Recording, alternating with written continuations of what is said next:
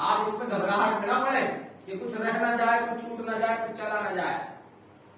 وہ ہمارا کام ہے، جو ہمیں رکھنا ہے آپ کے دل میں ہم رکھیں گے اس کو.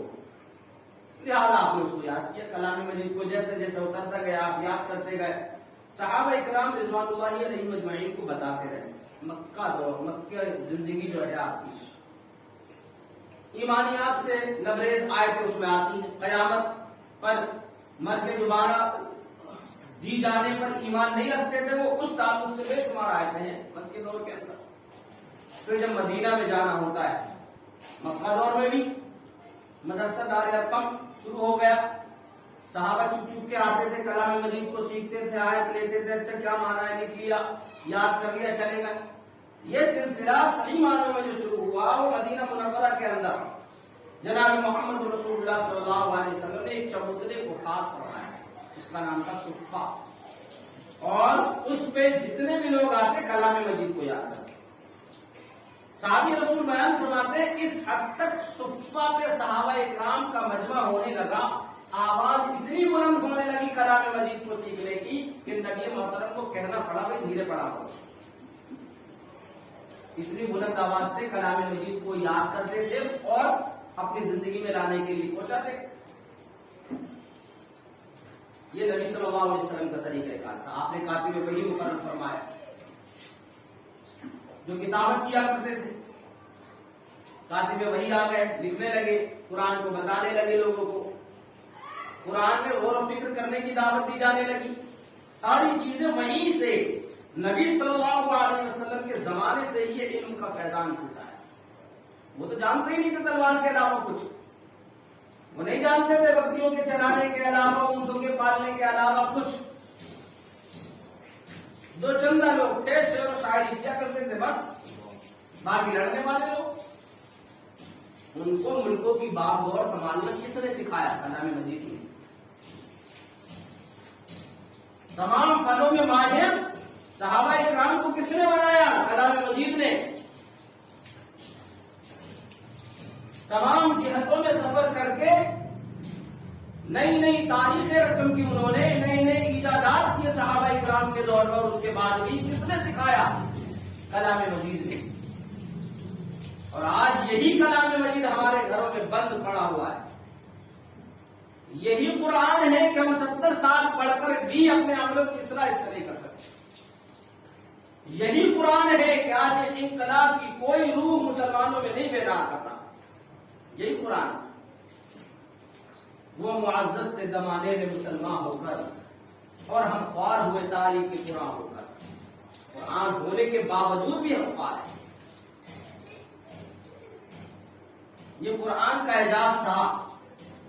صحابہ اکرام اس کو سیکھتے تھے بیٹھ کر. بے شمار روایتیں آتی اس کا، بے شمار. کیسے سیکھنا ہے اس کو؟ آیت لے لی، یاد کر لی، یاد نہیں کی لکھ لی، اس کا معنی سمجھ لیا. زندگی میں کیا کام کرتی ہے، کیسے آئے گی، اس کو کیسے اپلائی کرنا ہے، کر لیا، پھر اگلی آیت پر چلے گئے. یہی وجہ ہے جناب محمد رسول اللہ صلی اللہ علیہ وسلم نے خطبہ حجۃ الوداع کے موقع پر فرمایا تھا بلغوا عنی ولو آیۃ. فرض ہے، فریضہ ہے ہر ایک مسلمان کا. ایک ہی آیت اگر اس کے علم میں ہے وہ دوسرے تک پہنچا دو. جو حاضر ہیں غائب پر اس پیغام کو پہنچا دیں. انقلاب کا فقط واحد ایک ہی راستہ ہے، وہ ہے کلام مجید، کیونکہ وہ اللہ کا کلام ہے. اسی کے اوپر گفتگو 3 جمعے سے ہو رہی ہے. آج 2 باتیں اور اس کے بعد آج کا مضمون، آج کا عنوان. وہ دوسری چیز جس کی ذمہ داری اللہ رب العزت نے کلام مجید میں لی ہے، وہ دوسری چیز کہ جس کے بغیر نجات ممکن نہیں ہے، وہ دوسری چیز کہ جس کے بغیر ایمان مکمل نہیں ہے، اسی چیز کو آج مسلمانوں نے ترک کر رکھا ہے. وہ ہے سنت رسول اللہ صلی اللہ علیہ وسلم. اس کے بغیر اسلام مکمل نہیں، ایمان مکمل نہیں، گفتگو مکمل نہیں، اور کلام مجید کو سمجھنا بھی مکمل نہیں. اور قرآن کریم بغیر نبی صلی اللہ علیہ وسلم کے مفہوم کے آپ سمجھ ہی نہیں سکتے. اگر آپ صلی اللہ علیہ وسلم پر نازل کردہ کلام آپ کی بغیر ہدایت کے کوئی سمجھنا چاہے، بغیر آپ کے بتائے کوئی اس کو سمجھنا چاہے، تو یہ ممکن نہیں ہے. نبی کی رہنمائی ضروری ہے. آپ ہی تو بتائیں گے آیت کیا کہہ رہی ہے. بے شمار مثالیں کلام مجید میں ایسی کہ آپ لے کر بیٹھے اس کو پڑھیں، آپ سمجھ ہی نہیں سکتے جب تک جناب محمد رسول اللہ کی تفسیر نہ دیکھ لیں. اور کیوں نہ ہو، رب ذوالجلال نے تمام بنی انسان میں آپ ہی کو چنا ہے اس کلام کے فروغ کے لیے. آپ سے بیسٹ اور بہتر کوئی ٹیچر نہیں ہو سکتا، کوئی مفسر نہیں ہو سکتا. تو آج ہم مسلمانوں کو غور و فکر کرنا چاہیے، تدبر کرنا چاہیے اس بات پر کہ قرآن کریم کا کیا حال ہم نے اپنے سماج اور معاشرے میں کر رکھا ہے، کس حد تک اس کے ساتھ ظلم کی انتہا ہم نے کی ہے، کتنے دور ہیں ہم کلام مجید کی دعوت فکر سے. اللہ رب العزت نے احکم الحاکمین نے کلام مجید میں ایک آیت نازل فرمائی، اس کو سماعت کر لیجیے. فرمایا لقد انزلنا الیکم کتابا فیہ ذکرکم افلا تعقلون. یقیناً ہم نے تمہاری طرف کلام مجید کو ایسی جامع شکل میں اور کامل کتاب بنا کر نازل کیا ہے جس میں تمہارے لیے ہر طرح کی نصیحت اور ہدایت موجود ہے. افلا تعقلون، کیا اب بھی تم سمجھ نہیں رکھتے؟ ہم نے کلام مجید کو اس طور پر تمہارے درمیان نازل کیا ہے کہ وہ جامع ہے، وہ کامل و اکمل ہے، کوئی کجی نہیں ہے اس کے اندر، پھر بھی تم عقل نہیں رکھتے ہو. کامل کتاب کو چھوڑ کر تمام کتابوں سے ہماری شیلفیں بھری ہوئی. کامل کتاب کے تعلق سے پڑھنا چاہو تو کچھ نہیں پڑھ سکتے. کامل کتاب کو مسلمانوں نے اتنا مشکل کر دیا، مسلمانوں کے نام نہاد مولویوں نے دنیاوی غرض سے مسلمانوں کو اتنا دور کر دیا کہ یہ نہیں سمجھ سکتے. یہ تو عالموں کا کام ہے، یہ تو مفسروں کا کام ہے.